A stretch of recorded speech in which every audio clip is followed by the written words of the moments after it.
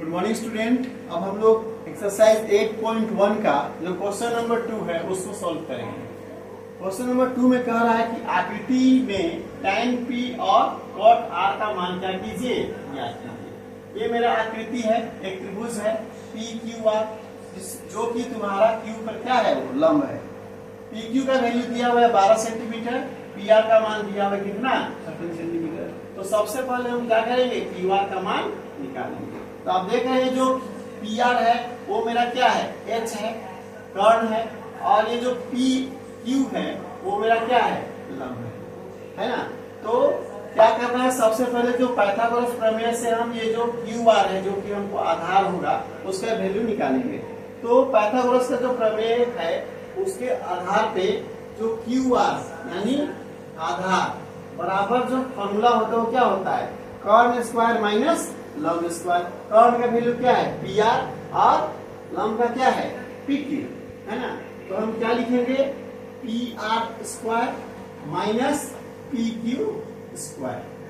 तो आप देख रहे हैं पी आर का वैल्यू कितना दिया हुआ है, 13 सेंटीमीटर।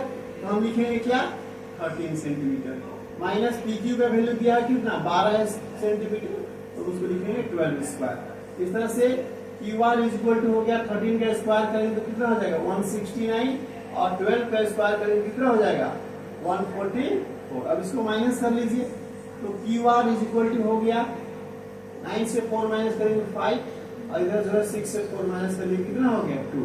यानी क्यू आर का वैल्यू जो है निकल रहा है √25। जब 25 का हम लोग वर्गमूल निकालेंगे तो कितना आएगा, 5 आएगा। इस तरह से हम देख रहे हैं कि सभी का मान हम लोग निकाल लिए। अब उसको एक जगह हम लोग लिख लेंगे, ठीक है।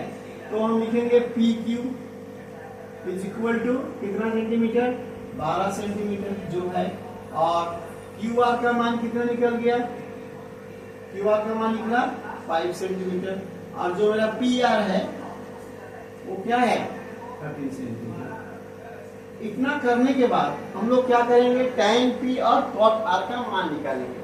तो सबसे पहले हम लोग tan p का मान निकालेंगे।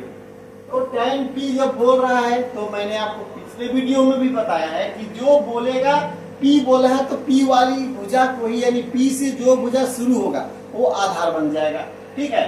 यानी p से जो भुजा शुरू हो रहा है पी क्यू, वो आधार बन गया है, तो निश्चित रूप से क्यू आर जो हमारा क्या हो जाएगा, लंब हो जाएगा। तो हम tan थीटा का सूत्र क्या होता है, p बटा b, यानी लंब बटा आधार। तो जैसा कि मैंने बताया कि tan p अगर बोल रहा है तो p से जो भुजा शुरू है यानी पी क्यू मेरा क्या हो गया है, आधार बन गया है। तो क्यू आर क्या मेरा होगा, लंब होगा। यानी क्यू आर का मान हम निकाल चुके हैं कितना, 5 सेंटीमीटर। तो हम लिखेंगे क्या,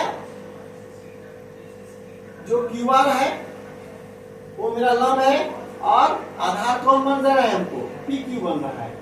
तो क्या हो जाएगा, क्यू आर का वैल्यू कितना है 5 सेंटीमीटर, और पी क्यू का वैल्यू कितना हो गया आपको 12 सेंटीमीटर। ये हमको tan p का वैल्यू निकल गया। अब इसी तरह से क्या करेंगे, cot r का मान निकालेंगे पहले, cot r। तो जैसा कि मैंने अभी भी बताया कि अगर r बोल रहे हैं यानी r से जो भुजा शुरू होता है वो मेरा आधार बनेगा। r से भुजा कौन शुरू हो रहा है, क्यू आर, है ना, ये मेरा आधार हो गया, और ये पी क्यू क्या हो जाएगा, लंब हो जाएगा। तो cot थीटा का सूत्र क्या होता है, b बटा p, यानी आधार बटा लंब। तो अभी जब मैं आपको बताया हूं कि r से जो भुजा शुरू हो रहा है कौन हो रहा है, आर क्यू, वो क्या बनेगा, आधार बनेगा। यानी b के जगह में हम किसका वैल्यू लिखेंगे, आर क्यू का, और p के जगह में किसका वैल्यू लिखेंगे, पी क्यू का। तो देखिए आर क्यू का वैल्यू कितना निकल रहा है, अब इसके अनुसार 5 बटा 5, और पी क्यू का वैल्यू कितना निकल गया 12, ठीक है। तो इस तरह से मैंने tan p और cot r दोनों का मान निकाल लिया। अब क्या बोला है, माइनस करना है, tan p minus cot r। तो tan p minus cot r is equal to क्या हो जाएगा, tan p का वैल्यू कितना है 5 बटा 12, 5/12, माइनस cot r का वैल्यू कितना है 5/12। तो 5/12 माइनस 5/12, तो माइनस करेंगे तो कितना आएगा, 0 आएगा। यानी tan p minus cot r का वैल्यू कितना निकला, 0 निकला। ये हमको क्वेश्चन नंबर 2 हो गया। फिर से मैं एक बार बता दूं कि tan P बोल रहा है तो P से जो भुजा शुरू होगा वो आधार बनेगा, यानी PQ आधार बना। और जब cot R बोल रहा है तो R से जो भुजा शुरू होगा यानी कौन RQ, वो क्या बनेगा आधार बनेगा।